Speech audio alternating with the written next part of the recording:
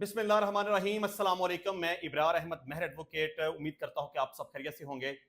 عمران خان صاحب نے رات سے لے کر اب تک اپنے آفیشیل ایکس اکاؤنٹ کے اوپر 2 پوسٹیں لگائی ہیں، ان کا تیا پانچا کریں گے، ان کو تفصیل کے ساتھ ڈسکس کریں گے، لیکن سب سے پہلے ہم اپنے دشمنوں کی بات کریں گے، ہندوستان کی بات کریں گے۔ آپ کو پتا ہے کہ بھارتی chief of defence staff Anil Chauhan نے کل انٹرنیشنل میڈیا کو 2 انٹرویوز دیے ہیں، ایک روٹرز کو اور ایک بلومبرگ کو، لیکن صحافی نے بڑی شرارتیں کی ہیں ان کے ساتھ۔ لیکن چلیں کیا شرارتیں کی ہیں وہ تو ہم بات کریں گے، لیکن یہ chief of defence staff confession کرنے کے بعد پھنس گیا ہے۔ اب ہندوستان میں اس کے ہی لوگ اس کے اوپر چڑھ گئے ہیں اور اس کو برا بلا کہہ رہے ہیں، اس کو گالیاں نکال رہے ہیں، اس پہ لعنتیں بھیج رہے ہیں اور اس کو کہتے ہیں کہ تم بڑے بے شرم ہو، بے غیرت ہو، بے حیا ہو۔ جب تم سے ہندوستان میں ہمارا میڈیا یہ سوال پوچھتا تھا کہ کیا پاکستان نے ہمارے طیاروں کو گرایا، تو تمہارا منہ بند تھا، تم بات نہیں کرتے تھے، تمہارے منہ سے زبان ہی نکل گئی تھی۔ تو تمہیں یہاں پہ موت پڑ رہی تھی، جب تم سے یہاں پر سوال پوچھا جاتا تھا تو تب بھی تو تم بتا سکتے تھے نا کہ پاکستان نے ہمارا کتنا نقصان کیا ہے۔ تب تو تم آئیں بائیں شائیں کر کے نکل جاتے تھے کہ جی قومی سلامتی کا معاملہ ہے، جنگ ہے، نقصان ہوتا رہتا ہے، تو تب تمہیں بات کرنی چاہیے تھی۔ تو اب تم انٹرنیشنل میڈیا پہ جا کے بکواس کر رہے ہو اور وہاں پہ جا کے ہندوستان کے بید کھول رہے ہو اور ہماری بے عزتی کروا رہے ہو، ہمارے لیے شرمندگی کا باعث بن رہے ہو۔ تو بہرحال بیچارے انیل چوہان کی تو بڑی کتے خانی ہو رہی ہے، اس کو تو بڑی گالیاں پڑ رہی ہیں۔ تو اب جب وہ واپس آئے گا سنگاپور سے ہندوستان تو پھر دیکھا جائے گا کہ اس کے ساتھ پریکٹیکلی کیا ہوتا ہے، کیونکہ آپ کو پتا ہے کہ ہندوستان کے لوگ کس حد تک انتہا پسند ہیں۔ وہ تو ایک چھوٹا سا کرکٹ میچ ہار جائیں تو ان سے برداشت نہیں ہوتا، تو پھر یہ تو ایک بڑی بات تھی نا کہ پاکستان نے ان کے طیاروں کو مار گرایا ہے۔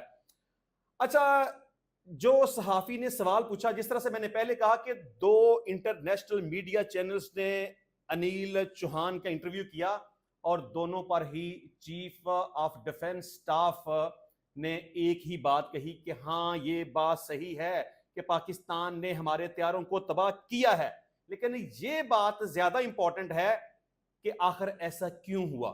اچھا، صحافی نے ایک ہی سوال کو بار بار ریپیٹ کر کے پوچھا۔ پہلے سوال کر دیا کہ جی پاکستان کہتا ہے کہ ہم نے آپ کے طیاروں کو تباہ کیا، آپ کیا کہتے ہیں؟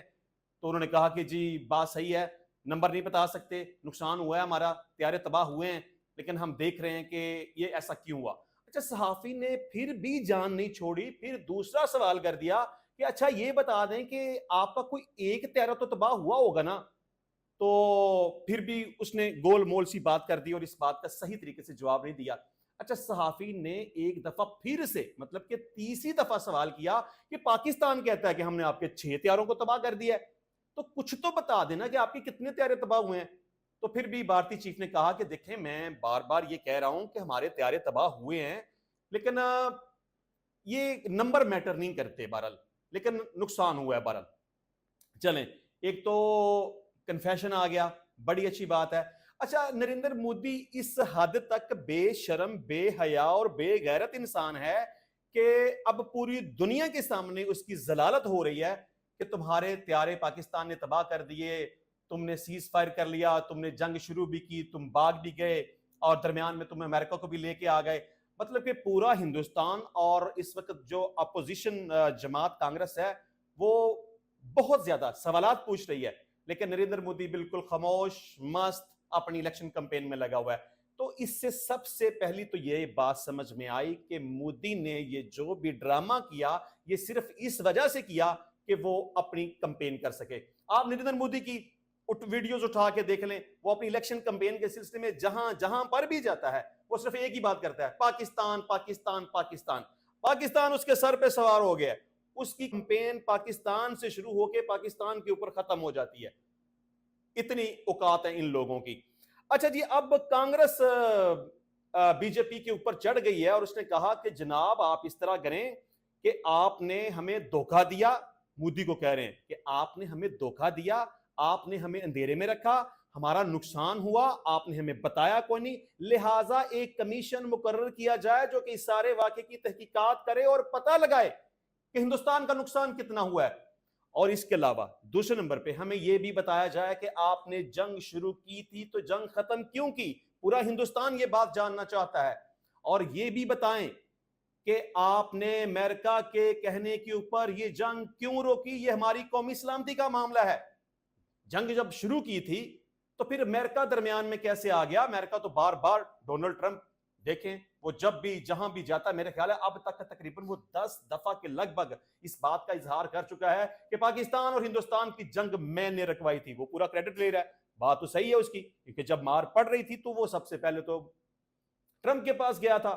تو اب یہ مطالبہ زور پکڑ رہا ہے ہندوستان میں کہ ایک کمیشن بنایا جائے، بتایا جائے نقصان کتنا ہوا، بتایا جائے طیارے کتنے تباہ ہوئے، بتایا جائے جنگ کیوں روکی، بتایا جائے کہ امریکہ کا اس میں کیا کردار ہے. تو مودی فی الحال تو کمپین میں پھنسا ہوا ہے، لیکن میرا خیال ہے کہ اب مودی کی کمپین کا اینڈ ہونے والا ہے اور اس کے اقتدار کا بھی اینڈ ہونے والا ہے، کیونکہ وہ ایک شر پسند شخص ہے. وہ ایک ایسا شخص ہے جو کہ اپنی عوام کے ساتھ، اپنی قوم کے ساتھ، اپنے ملک کے ساتھ وفادار نہیں ہے.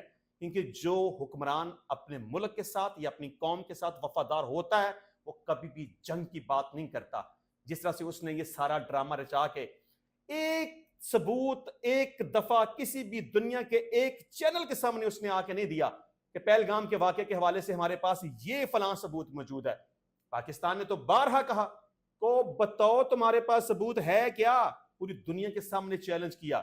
لیکن مودی نے ایک دفعہ بھی ہمارے اس چیلنج کو قبول نہیں کیا کیونکہ اس کے پاس کوئی ثبوت ہے نہیں. تو لہٰذا میں سمجھتا ہوں کہ مودی کا اب دی اینڈ ہونے والا ہے، کیونکہ وہ اپنی قوم کے ساتھ اور اپنے ملک کے ساتھ وفادار نہیں ہے. وہ ایک شر پسند اور ملک دشمن آدمی ہے.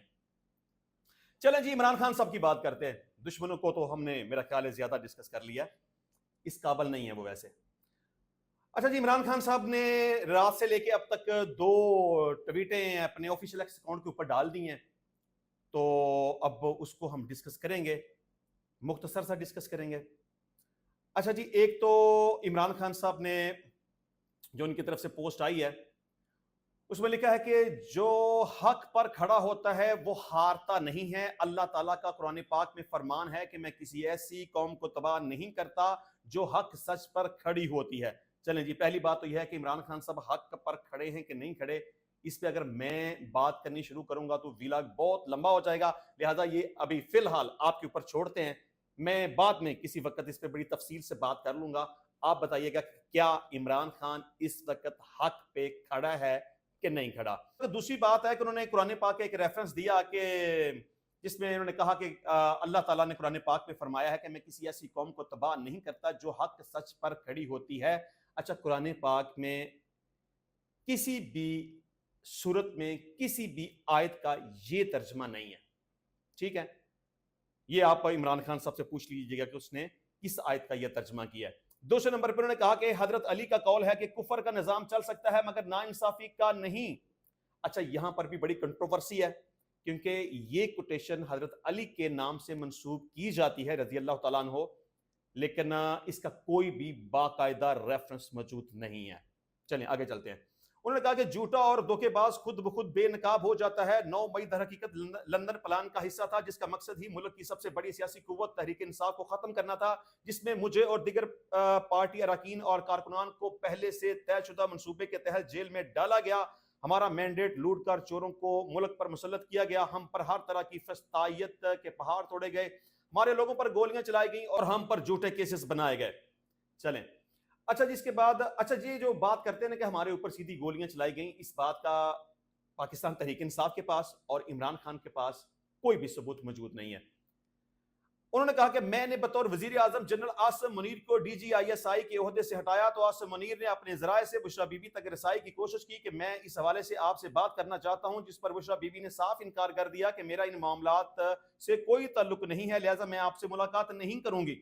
اچھا چلیں، سب سے پہلی بات تو یہ ہے کہ جنرل عاصم منیر صاحب 2018 اکتوبر میں D G I S I تعینات ہوئے تھے اور D G I S I کا تعیناتی کے بعد دورانیہ 2 سال کا ہوتا ہے، لیکن انہیں 8 مہینے کے بعد ہی ان کے عہدے سے عمران خان صاحب نے فارغ کر دیا. یہ میں تھوڑی سی انفارمیشن ویسے آپ کو دے رہا ہوں. اچھا، یہاں سب سے پہلا سوال تو یہ اٹھتا ہے کہ عمران خان صاحب اب جو یہ بات کر رہے ہیں، دیکھیں 9 मई 2023 से लेके अब तक 2 साल से जायद का वक्त गुजर गया। इमरान खान साहब को जेल में 2 साल से जायद का वक्त गुजर गया, लेकिन आज तक 9 मई के वाकयात के हवाले से इमरान खान साहब ने एक दफा भी ये मौकफ इख्तियार नहीं किया कि जनरल आसिम मुनीर को मैंने उसके ओहदे से हटाया था तो इस वजह से उसने मेरी बीवी के साथ राब्ता किया, वट। ये जो अभी मौकफ ले रहे हैं ये पहले मौकफ नहीं लिया गया।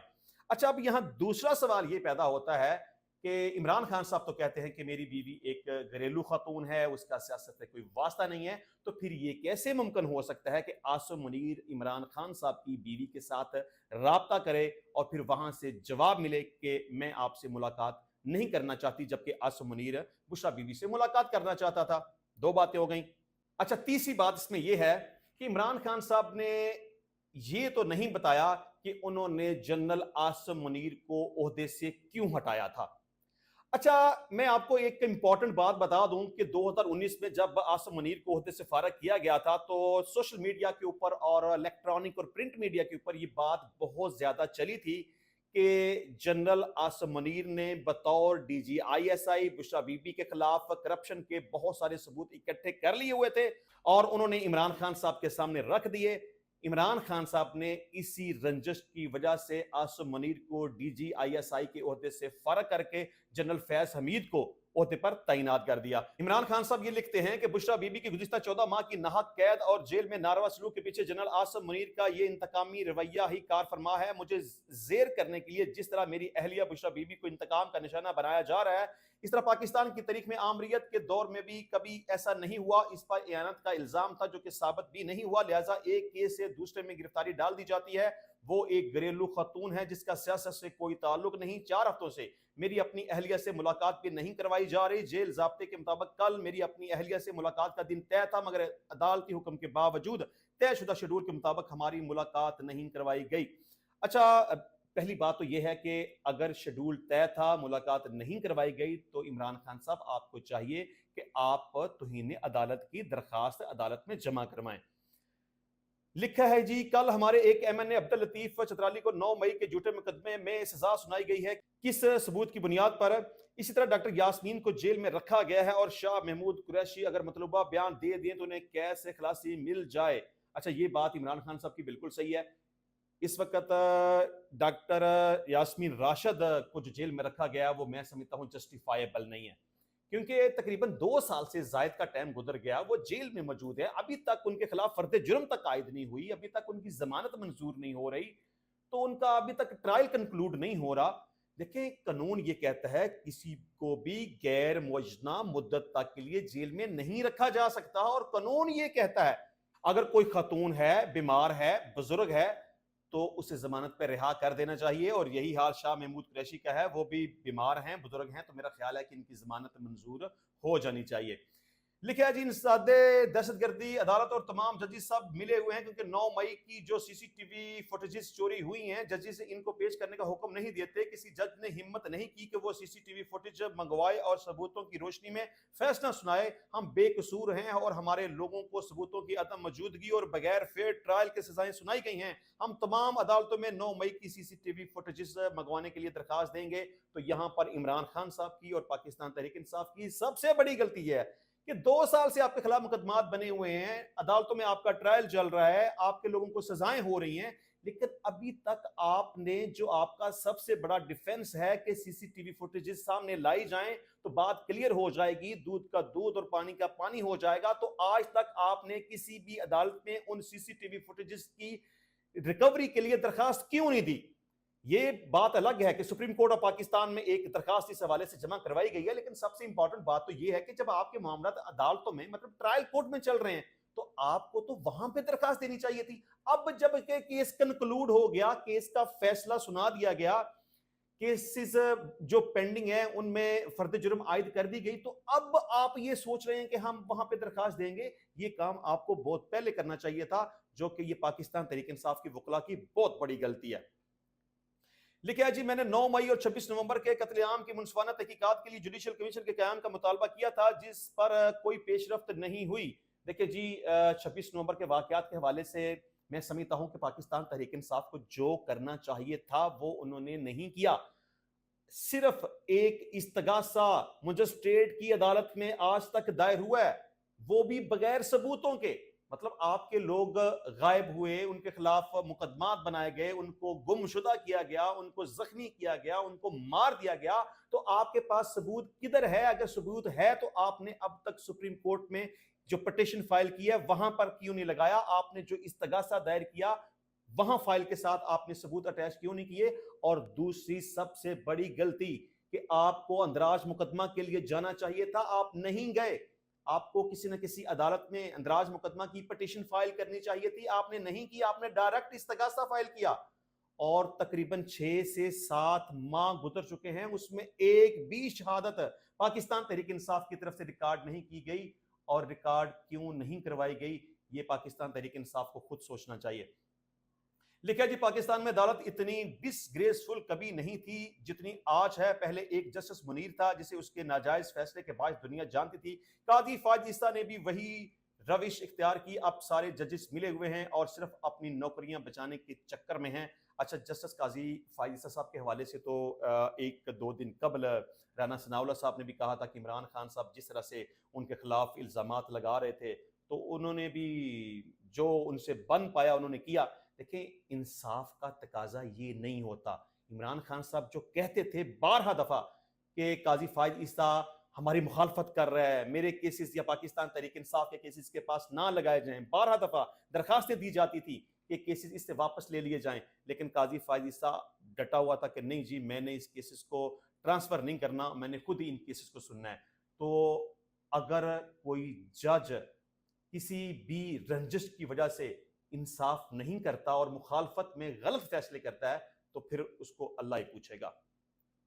اچھا جی, عمران خان صاحب کی دوسری جو ایکس پر پوسٹ لگائی گئی وہ یہ تھی کہ پارٹی کے تمام عہدیداران کو پیغام ہے کہ جس میں بھی دباؤ برداشت کرنے کی قوت نہیں ہے وہ عہدے سے الگ ہو جائے اور اپنی جگہ انہیں موقع دے جو پریشر برداشت کرنے کا حوصلہ رکھتے ہیں. لہٰذا کم حوصلہ عہدیداران برائے مہربانی خود ہی پیچھے ہٹ جائیں تاکہ ان کی جگہ ہم دلیر اور نظریاتی ورکرز کو آگے لائیں جو قانون اور آئین کی بالادستی اور حقیقی آزادی کے لیے ڈٹ کر کھڑے ہو سکیں. تو جناب عمران خان صاحب, کوئی بھی والنٹیرلی ایسا نہیں کرے گا. اگر آپ کو لگتا ہے کہ کوئی بندہ پاکستان تحریک انصاف کے ساتھ مخلص نہیں ہے یا وہ دلیر اور بہادر نہیں ہے یا وہ ڈٹ کر کھڑا نہیں رہ سکتا تو اس کو آپ خود ہی فارغ کر دیں. یا آپ کو یہ لگے کہ وہ جس طرح سے آپ کہتے ہیں کہ جو بندہ وکٹ کے دونوں طرف کھیل رہا ہے تو آپ کو پتہ ہونا چاہیے. اچھا, مجھے بڑی حیرت اس وقت ہوئی جب علی مین گنڈا پور صاحب کی باز پرس نہیں کی گئی. دیکھیں, جس بندے کے اوپر آپ اتنا ٹرسٹ کرتے ہیں, جس کو آپ نے کے پی کے کا وزیر اعلیٰ بنا کے رکھا ہوا ہے, اس کو جو آپ نے رسپانسبلٹی دی تھی وہ اس نے پوری نہیں کی, بلکہ تحریک انصاف کے ساتھ, عمران خان کے ساتھ, اپنے لوگوں کے ساتھ جس طرح اس نے غداری اور بے وفائی کی, لوگوں کو ساتھ لے کے آیا اسلام آباد کے لیے, لیکن رستے میں چھوڑ کے وہاں سے بھاگ گیا. بعد میں جب آیا بشرا بی بی کے ساتھ تب بھی مار کھا کے وہاں سے بھاگ گیا, مطلب کہ اپنے لوگوں کو بے یارو مددگار چھوڑ کے بھاگ گیا. تو سب سے پہلے تو علی مین گنڈا پور کا احتساب کرے نا.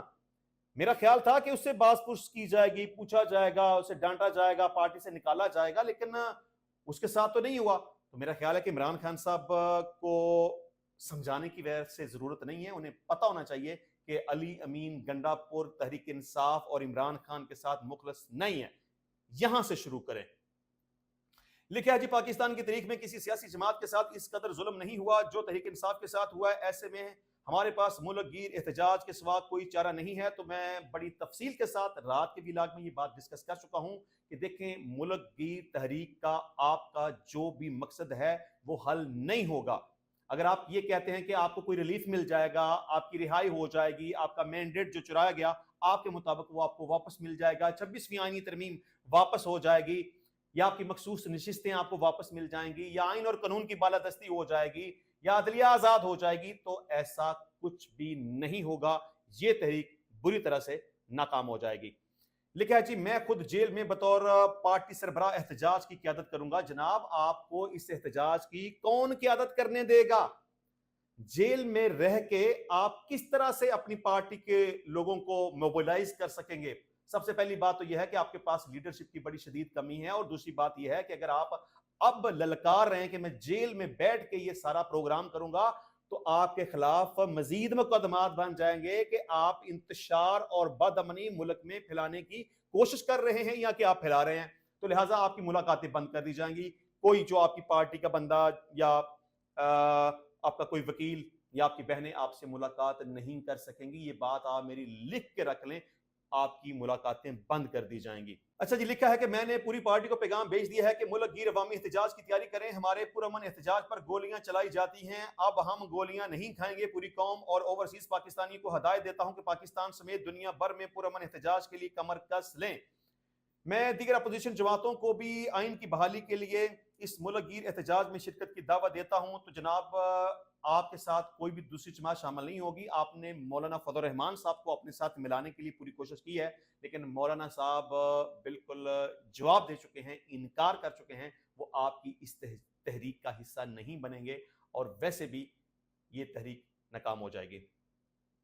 لکھا ہے جی, اسپیکر قومی اسمبلی جس طرح ایوان کو چلا رہا ہے ہم اس کے خلاف عدم اعتماد لائیں گے. تو جناب آپ عدم اعتماد ان کے خلاف نہیں لائیں گے, یا آپ نہیں لا سکتے, یا لائیں گے تو وہ ناکام ہو جائے گی کیونکہ آپ کے پاس نمبر نہیں ہے.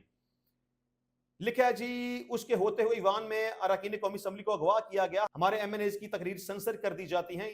اڈیالہ جیل کے باہر پارلیمنٹیرینز پر تشدد ہوتا ہے, مگر یہ ہر معاملے میں ممبران قومی اسمبلی کی نمائندگی میں ناکام رہا ہے. ایران کن طور پر الیکشن دھاندلی کی اپیل چیف الیکشن کمشنر ہی کے پاس جاری ہے, جو اس دھاندلی کا سہولت کار اور مینڈیٹ چوروں کی ٹیم بھی ہے. 26ویں آئینی ترمیم کا مقصد ہی یہ تھا کہ 8 فروری کے الیکشن فراڈ کو تحفظ فراہم کیا جائے اور تحریک انصاف کو وکٹیمائز کیا جائے. 26ویں آئینی ترمیم کے بعد عدلیہ محض حکومتی عدلیہ بن کر رہ گئی ہے. ہم سے مخصوص نشستیں چھیننے کی پوری تیاری ہے, مگر آپ سب نے حوصلہ نہیں ہارنا اور جم کر کھڑے رہنا ہے. دیکھیں, مخصوص نشستوں کا آپ یہ سمجھ لیں کہ تقریباً فیصلہ ہو چکا ہے. سپریم کورٹ کے 13 رکنی بینچ نے جو فیصلہ دیا تھا کہ پاکستان تحریک انصاف کو ان کی مخصوص نشستیں ملنی چاہیے, اس پہ آج تک عمل نہیں نہ ہوا. تو اب جو 11 رکنی جسٹس امین الدین خان کی سربراہی میں آئینی بینچ بنا ہے, جو کہ نظر ثانی کی سماعت کر رہا ہے, تو آپ یہ سمجھ لیں کہ اس کا تقریباً فیصلہ پس پردہ ہو چکا ہے. آپ میری بات نوٹ کر لیں, پاکستان تحریک انصاف کو سپریم کورٹ آف پاکستان کی طرف سے اب اس نظر ثانی والے کیس میں مخصوص نشستیں نہیں دی جائیں گی. لیکن میں عمران خان صاحب کو یہاں ونس اگین اپریشیٹ کروں گا, انہوں نے جو کہا ہے نا کہ آپ سب نے حوصلہ نہیں ہارنا اور جم کر کھڑے رہنا ہے, یہ بات قابل تعریف ہے کہ کچھ بھی ہو جائے, کچھ بھی حالات ہو جائیں, عمران خان ڈرتا نہیں ہے, بھاگتا نہیں ہے, بیمار نہیں ہوتا. یہ سب سے اچھی بات ہے. انشاءاللہ ملتے ہیں نیکسٹ ٹائم نئی ویڈیو میں نئے ٹاپک کے ساتھ. تب تک کے لیے اجازت دیجیے. اللہ حافظ.